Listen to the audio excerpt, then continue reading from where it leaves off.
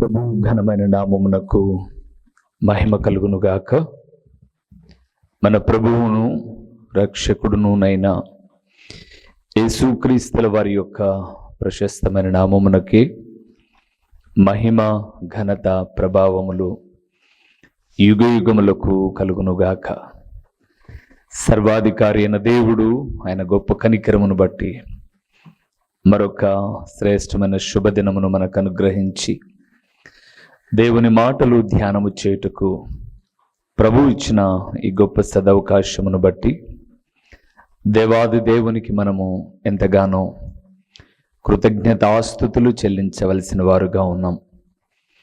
అదే సమయములో దేవుని వాక్యం వింటూ ఆత్మీయముగా బలపరచబడుతూ ఉన్న దేవుని ప్రియబిడలైన మీ అందరికీ కూడా ప్రభు అయిన యేసుక్రీస్తు పేరిట వందనములు తెలియచేయచ్చు ఉన్నాను. ప్రియులారా, బాగున్నారు కదండి? ప్రతిరోజు మీ గృహంలోనికి ఈ దీన సేవకుని ఆహ్వానించి విలువైన పరలోకపు మాటలు ధ్యానము చేస్తూ ఉన్నందుకు నేను ప్రభువునకు ఎంతగానో కృతజ్ఞతాస్తుతులు చెల్లిస్తూ వాక్యము ఎడల ఆసక్తి కలిగిన మిమ్ములను అభినందిస్తూ ఉన్నాను. నాకన్నా పెద్దవాళ్ళు ఉన్నారు, నా మేలు కోరే తల్లి తండ్రి సమానులు, సోదరీ సోదరుమణులు, దైవ సేవకులు ఎందరో ఈ వాక్యము ద్వారా గొప్ప ఆత్మీయ మేలులు పొందుతున్నాము అని తెలియచేస్తూ ఉన్నారు అని నేను సంతోషిస్తూ ఉన్నాను. కొంతమంది చెప్పడానికి సంకోచిస్తూ ఉన్నప్పటికీ వారు వారి స్థానిక సంఘాలలో ఈ మాటలను ఉపయోగించుకుంటున్నారు అని ఆ స్థానిక సంఘంలోని విశ్వాసులు తెలియజేస్తూ ఉన్నప్పుడు మేము ఏ వాక్యమైతే టీవీలో ఛానల్ ద్వారా విన్నామో అన్నా అదే వాక్యాన్ని మా పాస్టర్ గారు చెప్పారు. అప్పుడు మాకు అర్థమైనది ఏంటి అనంటే, మేము చూసే వాక్యాన్ని పాస్టర్ గారు కూడా చూస్తారు అని మాకు అర్థమైంది. మేము ఆ విషయాన్ని అడిగినప్పుడు మా పాస్టర్ గారు దాటివేశారు అని చెబితే, ఇక అడగద్దులేండమ్మా, ఒకే సందేశం మిమ్మల్ని 2-3 పర్యాయములు బలపరుస్తున్నందుకు సంతోషించండి అని చెబుతూ వచ్చాను. ఏదేమైనా దేవుని వాక్యము నిజముగా ధన్యకరమైనది. మనము దాన్ని ధ్యానిస్తూ ఉన్నప్పుడు బైబిల్ గ్రంథం సెలవిస్తూ ఉంది, క్రొవ్వు మెదడు దొరికినట్లట ఆ వాక్యము దొరకడము. ఈరోజు ప్రభు మనతో మాట్లాడుతున్న అంశభాగము ఏమిటి అనగా, దేవుని నమ్మిన వారికి ఏవి ప్రాప్తించును. ప్రాప్తించుట అంటే కలుగుట, దొరుకుట, తాము అనుభవించుట, దగ్గరికి వచ్చుట. ఒక మూల వాక్యాన్ని చూద్దామా? లూకా రాసిన సువార్త 1వ అధ్యాయము 43వ వచనాన్ని ఒకసారి మనం చూద్దామా? ఎలిజబెత్ మరియమ్మతో మాట్లాడుతున్న మాట. లూకా సువార్త 1వ అధ్యాయం 43వ వచనం. నా ప్రభువు తల్లి నా యొద్దకు వచ్చుట నాకేలాగు ప్రాప్తించెను. ఈరోజు మనం చూసే ప్రతి మాటలో ఆయనను నమ్మిన బిడ్డలకు ప్రాప్తించేటటువంటివి కొన్ని చెప్తాను. ఎలిజబెత్ అంటుంది, నా ప్రభువు తల్లి నా యొద్దకు వచ్చుట నాకేలాగు ప్రాప్తించెను. బాగా గమనించండి, ఎలిజబెత్ బహువృద్ధాప్యంలో ఉంది. జకర్యా యాజక ధర్మమును జరిగించువాడు అని మనం లేఖనాల్లో చూస్తాం. అయితే ప్రియులారా, ఇప్పుడు ఎలిజబెత్ చాలా వృద్ధాప్యంలో ఉన్నటువంటి తల్లి, మరియా యవనస్తురాలు.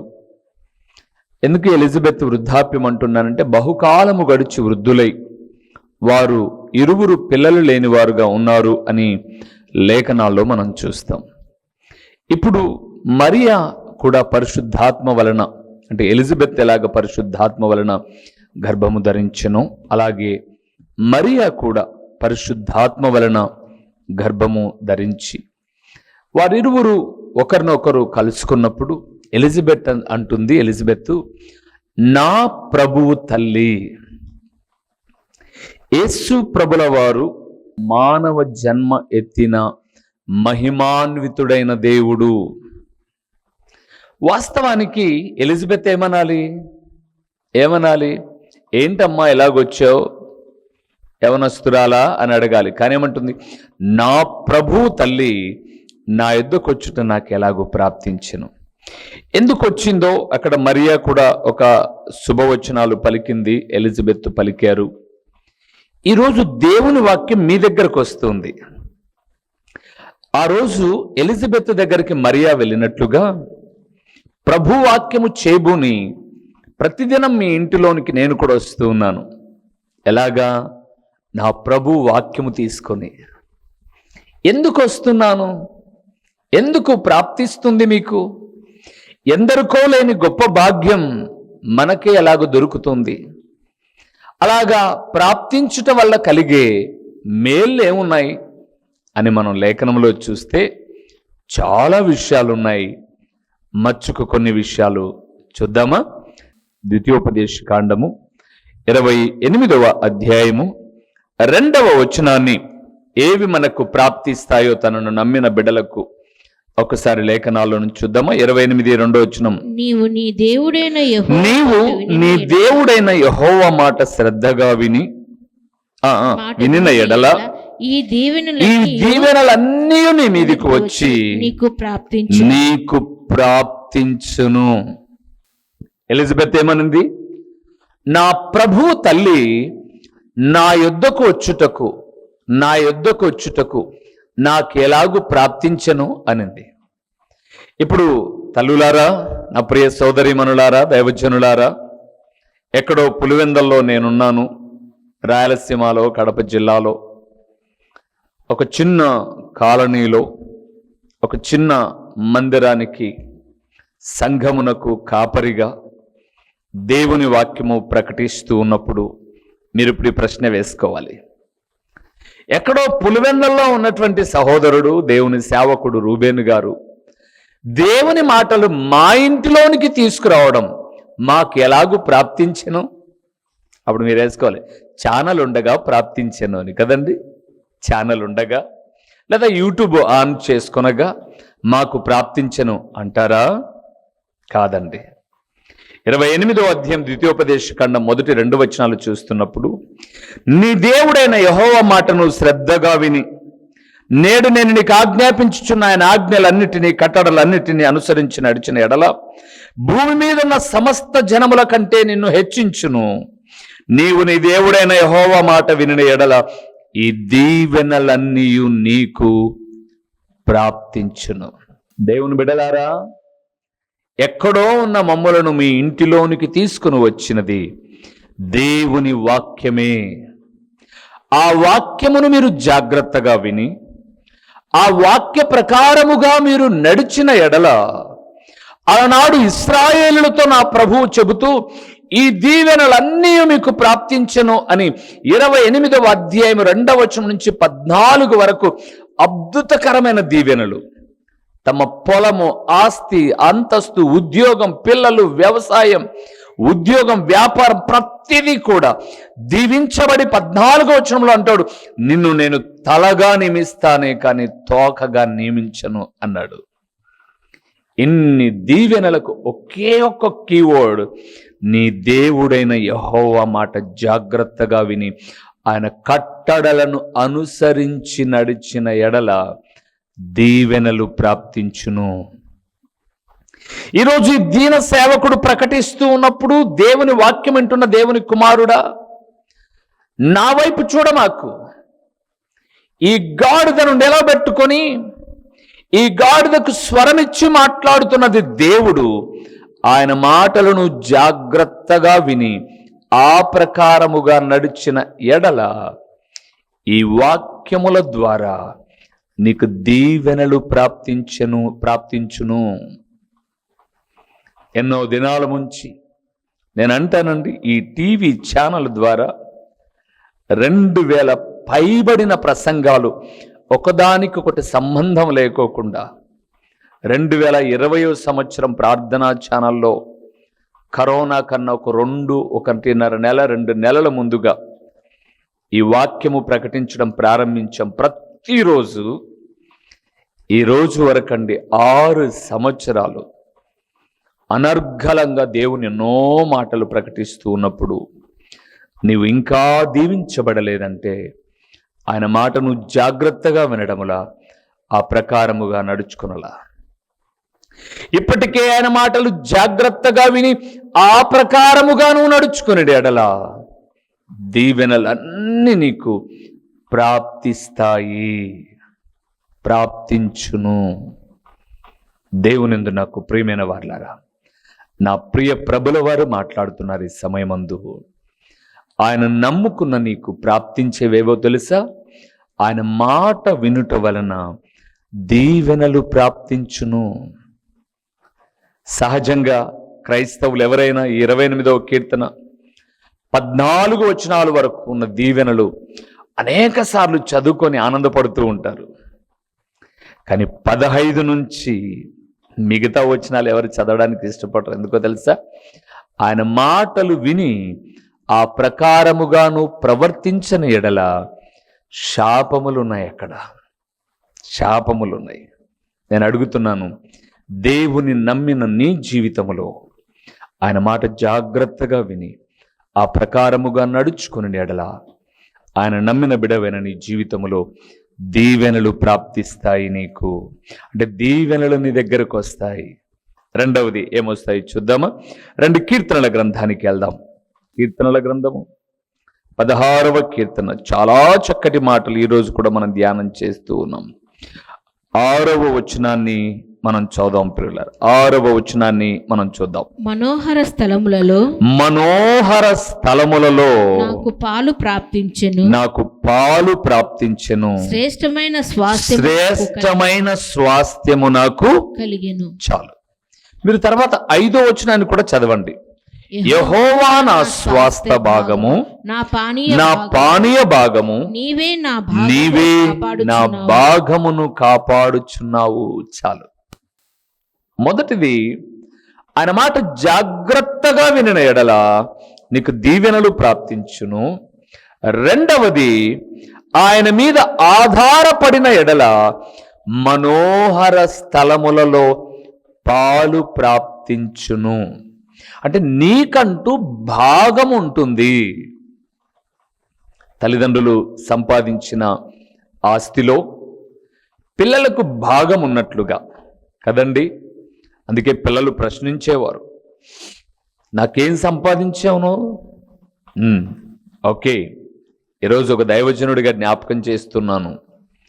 తండ్రి అయిన దేవునితో ఇశ్రాయేలుతో అలనాడు అన్నాడు, ద్వితీయోపదేశకాండం 14వ అధ్యాయం 1వ వచనంలో, మీరు మీ దేవుడైన యెహోవాకు బిడ్డలు, పిల్లలు అన్నాడు. ఇప్పుడు మనం ఆయన బిడ్డలమైతే, ఆయన మీద ఆధారపడితే, ఆయన మనోహరమైన స్థలములో మనకు స్థలము సిద్ధపరచ వెళ్ళాడు. ఆ స్థలములో మనకు పాలు ప్రాప్తిస్తుంది, భాగము దొరుకుతుంది. అందుకే కీర్తనకారుడు అన్నాడు 16వ కీర్తనలో, యెహోవా నా స్వాస్థ భాగము, పానీయ భాగము, నీవే నా భాగమును కాపాడుచున్నావు.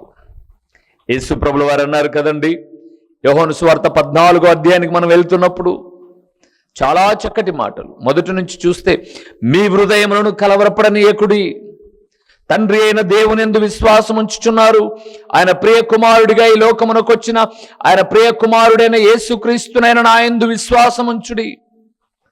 నేను స్థలము సిద్ధపరచ వెలుచున్నాను. నేను వెళ్ళి నేనుండు స్థలములో మీరును ఉండులాగున మీ కొరకు స్థలము సిద్ధపరచుచున్నాను. ఎంత గొప్ప దేవుడండి మన ఆరాధిస్తున్న దేవుడు. ఆయన ఎక్కడైతే ఉంటాడో అక్కడట మనకు కూడా స్వాస్థ్యము అంటే భాగము దొరుకుతుంది. తల్లిదండ్రులు లగ్జరీస్ను అనుభవించి పిల్లలను దుర్భరమైన జీవితంలో ఎవరు విడిచిపెట్టరు. ఈరోజు మనం చూస్తున్నప్పుడు పిల్లలను చాలా కాలేజెస్లలో, హాస్టళ్లలో వదిలిపెడుతూ ఉన్నప్పుడు తల్లిదండ్రులకు లేనన్ని వనరులు, వసతులు పిల్లల కొరకు ఎతుకుతున్నారండి. పిల్లల కోసం తల్లిదండ్రులు, మేము ఎలాగో కష్టపడ్డాం, మా పిల్లలు బాగుండాలి. చాలా మందిని చూస్తున్నప్పుడు తమ పిల్లల గురించి ఎక్కువ శ్రద్ధ. మరి అలాంటప్పుడు మనము దేవుని బిడ్డలమైతే ప్రియులారా, అక్కడ మీరు 14వ అధ్యాయం యోహాను సువార్త 1 నుంచి 3-4 వచనాలు మీరు చూస్తే నాకు అక్కడ బాగా నచ్చిన ఒక మాట ఏంటో తెలుసా? నేనుండు స్థలములో మీరును ఉండులాగునా. ఏమండి, ప్రజల చేత ఎన్నుకోబడిన ఏ నాయకుడైనా నేనుండు స్థలములో మీరు కూడా ఉంటారు అని చెప్పగలడా? ఎవరు చెప్పలేరండి. ఒక తండ్రి మాత్రమే తను ఉండు స్థానంలో తమ పిల్లలు ఉండాలని, వీలైతే తమ పిల్లలు ఇంకా మంచి స్థానంలో ఉండాలని కోరుకునేటటువంటి వారు తల్లిదండ్రులు. మన పరమ తండ్రి అయిన దేవుడు తన ప్రియ కుమారుడైన యేసుక్రీస్తు ద్వారా పలికిస్తున్న మాట, ఆయన ఎక్కడైతే ఆయన ఉంటాడో అక్కడ మనం కూడా ఉండడం. అందుకే కీర్తనాకారుడు అన్నాడు, మనోహరమైన స్థలములలో నాకు పాలు ప్రాప్తించెను, శ్రేష్టమైన స్వాస్థ్యము నాకు కలుగుతుంది అనలా, నాకు కలిగింది అంటున్నాడు. ఈరోజు ఈ మాట వింటున్న దేవుని కుమారుడా, నా దేవుడు మాట్లాడుతున్నాడు. ఆయనను నమ్ముకున్న నీకు దీవెనలు ప్రాప్తిస్తాయి. ఆయన నమ్ముకున్న నీకు మనోహరమైన స్థలములలో పాలు ప్రాప్తిస్తుంది. 3వది ఏం ప్రాప్తిస్తుందో చూద్దామా? సామెతల గ్రంథం 13వ అధ్యాయము, సామెతల గ్రంథము 13వ అధ్యాయము 18వ వచనాన్ని ఇక్కడ ఏమి ప్రాప్తిస్తుందో ఒకసారి చూద్దామా? శిక్షను ఉపేక్షించువానికి అవమాన దారిద్ర్యతలు ప్రాప్తించును. గద్దింపును లక్ష్య ఆ మాట చూడండి, గద్దింపును లక్ష్య పెట్టువాడు ఘనతనందును. చాలు, దాన్ని మీరు మార్చి చదువుకోనండి. గద్దింపును లక్ష్య పెట్టువానికి ఘనత ప్రాప్తించును. గద్దింపును ఎవరైతే స్వీకరించి ఇది నా మేలు కొరకే అని అనుకుంటారో వారికి ఘనత ప్రాప్తిస్తుంది ప్రియులారా. గౌరవం దొరుకుతుంది లోకములో. బైబిల్ గ్రంథాన్ని మనం చూస్తున్నప్పుడు ఆయన ఎవరిని శిక్షిస్తాడు, ఎవరిని గద్దిస్తాడు అని మనం లేఖనాలను చూస్తే, ఆయన ఎవరిని గద్దిస్తాడు అని అంటే ఆయన తను ప్రేమించే వారిని మాత్రమే గద్దిస్తాడు. అందరినీ గద్దించడు ఆయన. ఇంకా జ్ఞాని మాత్రమే కాకుండా హెబ్రీయులకు రాసిన పత్రిక 12వ అధ్యాయం కూడా మనం చూస్తే, తండ్రి తన కుమారుని గద్దించు రీతిగా. అవును కదండి, మన పిల్లల్ని మనం గద్దిస్తాం, మిగతా పిల్లల్ని మనం గద్దించం. ఎందుకంటే మన పిల్లలు బాగుపడాలని గద్దిస్తాం. మన పిల్లలు గద్దింపును స్వీకరించినప్పుడు వారు గౌరవాన్ని పొందుకోవడం మనం చూస్తాం. బైబిల్ గ్రంథంలో మనం చూస్తే సౌలును దేవుడు గద్దించాడు, ఆయన స్వీకరించలేదండి, ఆ గద్దింపును తృణీకరించాడు. అందుకే అక్కడ రాయబడి ఉంది, శిక్షను ఉపేక్షించువానికి. నాకొద్దు ఈ శిక్ష అనుకున్నాడు. ఈ గద్దించేటటువంటి పాస్టర్ గారైన సమూయేలు నాకు వద్దు అనుకున్నాడు సౌలు. ఏం జరిగిందండి? అవమాన దారిద్ర్యతలు ప్రాప్తించాయి. ఆయన తర్వాత వచ్చిన దావీదును కూడా దేవుడు గద్దించాడు. అక్కడ సేవకుడే గద్దించాడు. గుర్తుపెట్టుకోండి, దేవుడు ఎప్పుడైనా ఎవరినైనా ఒకరిని గద్దించాల్సి వచ్చినప్పుడు అది ఒక మంచి దైవజనుడి ద్వారా అవ్వచ్చు, ప్రేమించే తల్లిదండ్రుల వారి ద్వారా అవ్వచ్చు, మేలు కోరేటటువంటి మంచి వ్యక్తుల ద్వారా కావచ్చు. పౌలును గద్దించింది పాస్టర్ గారే, దావీదును గద్దించింది పాస్టర్ గారే. పాస్టర్ గార్లను వాడుకొని గద్దించాడు దేవుడు. ఇప్పుడు ఆ గద్దింపును తృణీకరించాడు సౌలు. సమూయేలు దగ్గరికి ఎప్పుడు వెళ్ళలా.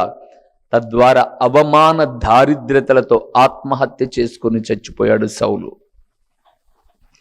దావీదును నాతాను గద్దించాడు, చాలా తెలివిగా మాట్లాడి గద్దించాడు. ఆ గద్దింపును స్వీకరించిన దావీదు తర్వాత కాలంలో ఘనత పొందాడు. ఈరోజు ఈ మాట వింటున్న దేవుని కుమారుడా, చాలామంది నాతో చెప్తారండి, మీ వాక్యం మేము యూట్యూబ్ ఆన్ చేసి వింటామన్నా, వినేటప్పుడు మీరు గద్దించకుండా ప్రేమగా మాట్లాడినంత వరకు మా భర్త కూడా వింటాడు. కానీ మీరు భర్తకు సూటిగా తగిలే మాటలు ఏమైనా గద్దించారనుకోండి, అప్పుడు మా భర్త పక్కకు వెళ్ళిపోతాడు. నేను అంటాను, ప్రక్కకు వెళ్ళిపోయినంత మాత్రాన తప్పు ఒప్పు అవుతుందా? ఒప్పు తప్పు అవుతుందా? కాదు కదండి. ఇదిగో జ్ఞాపకం చేస్తున్నాను, గద్దింపును లక్ష్య పెట్టువానికి ఘనత ప్రాప్తిస్తుంది. ప్రియులారా, ఈ లోకంలో గౌరవం కలుగుతుంది. మన మేలు కోరేవాడే గద్దిస్తాడండి. ఈరోజు గద్దించడంలో ఎవరెట్లా పోతే నాకేంటి, నాకు రావాల్సింది నాకు వస్తే చాలు, గద్దించడంలా. కానీ ప్రియులారా, కొన్ని ఆర్థిక, శారీరక, మానసికమైన ఇబ్బందులలో వెళ్తున్న వాస్తవికతను చెప్పడానికి, మీ మేలు కోరడానికి, చివరి దినాల్లో లోపల పుండు ఉంటే పైన పూత రాస్తే, పైన మందు రాస్తే మానదండి. గాయం చేయాలి, ఆ దేహాన్ని కోయాలి, లోపలున్న పుండు తీయాలి, అప్పుడే బ్రతుకుతాడు.